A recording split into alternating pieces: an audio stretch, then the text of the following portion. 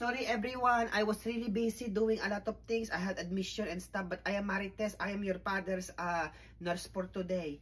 What do you guys need? Ice water.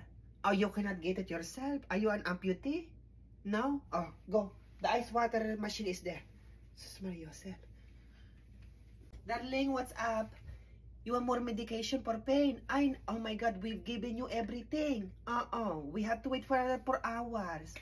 But I have Bixby Porabin here. My son has appendicitis a week ago. We put this. It worked out. No more appendicitis. Try it. For pain. Psst, psst. Mr. Smith, where are you going? Go back to your room. You're not supposed to go out. Mariones. Darling, where's the pen that you borrowed from me? Give it back. That's from the Philippines, ha? That's a lot of money. Ay, nako, give it back. Mr. Smith, come. We have to walk. The physiotherapist told me to walk you. Oh, you don't want to walk? Oh, let's